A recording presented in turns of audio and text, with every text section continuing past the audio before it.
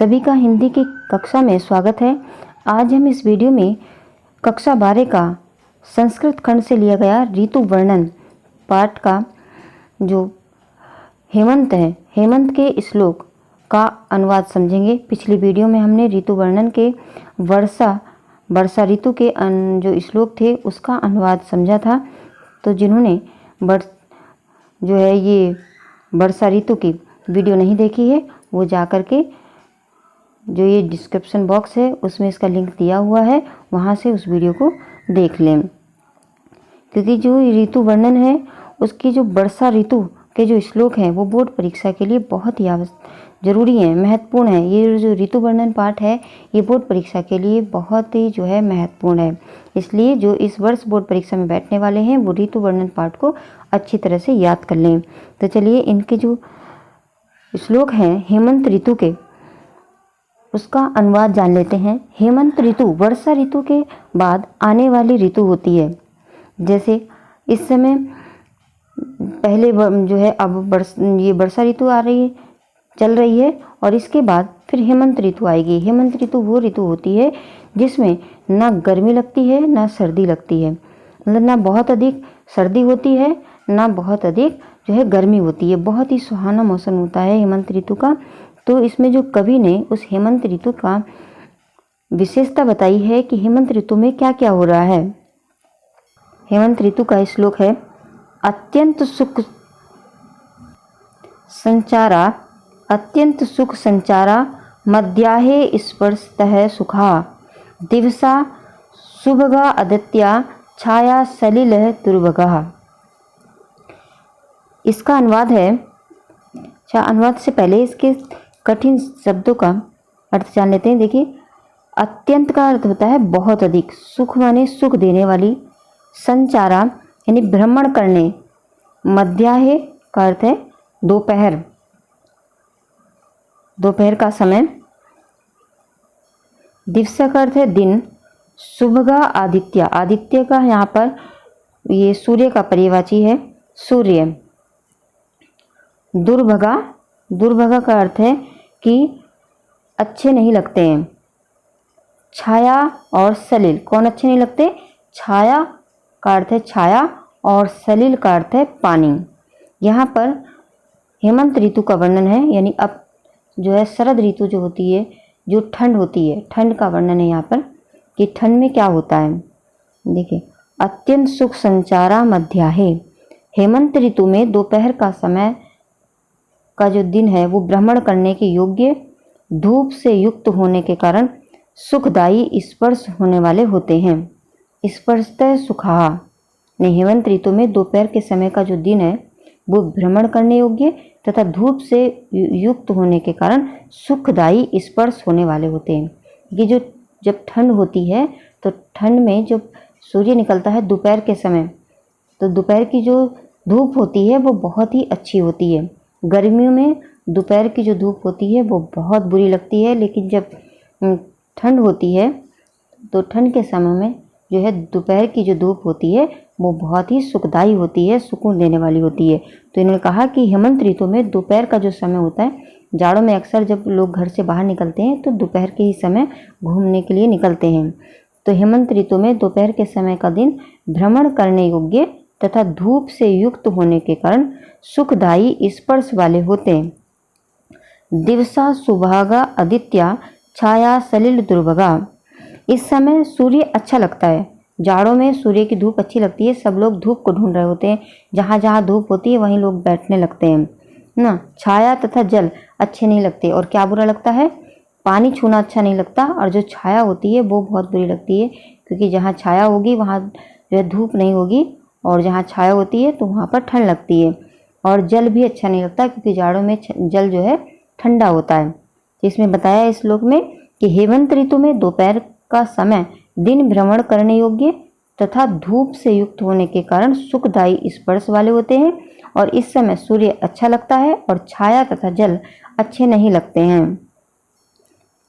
अगला श्लोक है, खजूर पुष्पाकृति भी शिरोभि पूर्ण तंडुले शोभन्ते किश्चिदालम्बः शालः कनक प्रभा। पूर्ण तंडुले पूर्ण तंडुले का अर्थ होता है चावल से भरे हुए, और शालय का अर्थ है यानी धान का खेत। चावल का जो खेत होता है उसे धान का खेत कहते हैं। बच्चों, हेमंत जब ऋतु होती है तो उसी समय जो ये चावल की खेती होती है, उस समय जो धान के खेत होते हैं वो बिल्कुल जो है पक जाते हैं। धान इस समय जो है पक जाते हैं और पूरे खेत जो है अगर दूर से देखो तो ऐसे लगता है जैसे कि सोना बिखरा पड़ा हो। यानी धान पके होते हैं और जो उनकी धानों का जो कलर होता है वो बिल्कुल सोने की तरह होता है, गोल्ड की तरह होता है। तो ऐसे लगता है जैसे जो है पूरे में सोना बिखरा पड़ा हो। तो ये इसी की इसमें विशेषता बताई है। इसका देखिए मतलब है कि खजूर पुष्पा आकृति भी, खजूर के फल के समान आकृति वाले, जैसे खजूर होते हैं उसी तरह से जो है चावल के जो धान होते हैं उसके आकार होती है, यानी खजूर के फल के समान आकृति वाले।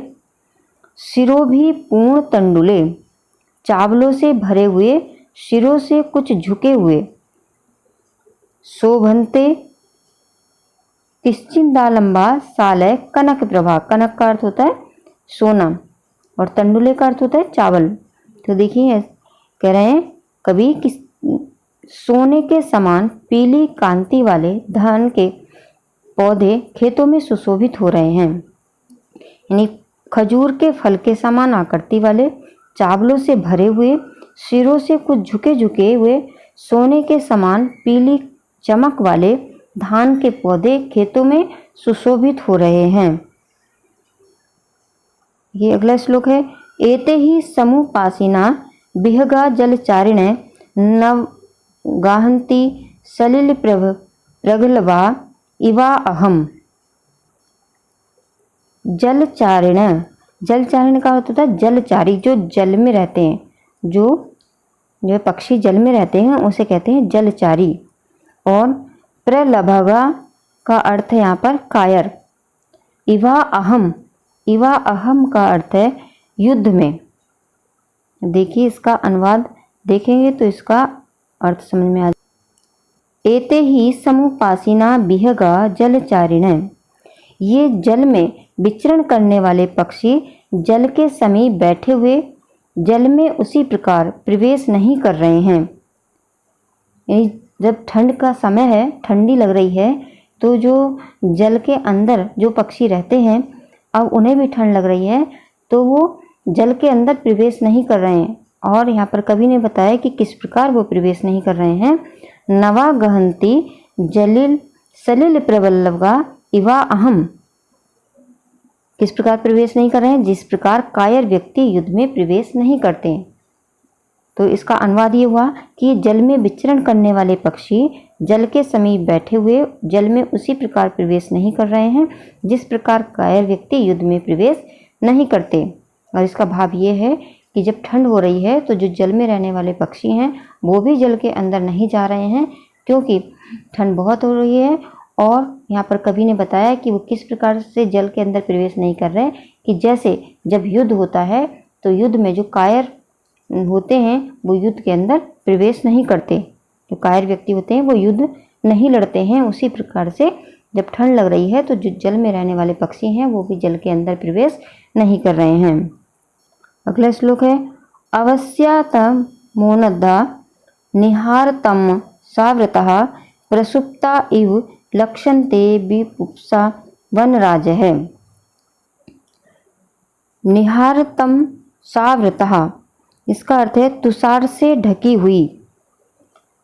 तुषार कहते हैं ओस को, ओस से ढकी हुई। प्रसुप्ता, प्रसुप्ता का अर्थ है सोती हुई सी।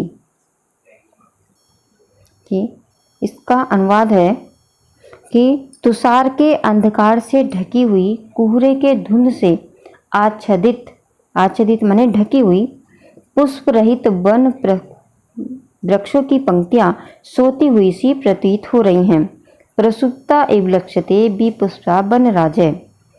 तुषार के यानी ओस के अंधकार से ढकी हुई, कोहरे के धुंध से ढकी हुई, पुष्प रहित वन वृक्षों की पंक्तियां सोई हुई सी प्रतीत हो रही हैं। यानी तुषार के अंधकार से, इस प्रकार लिखेंगे इसको, तुषार के अंधकार से ढकी हुई कोहरे के धुंध से आच्छादित पुष्प रहित वन पुष्पों की पंक्तियां सोई हुई सी प्रतीत हो रही हैं।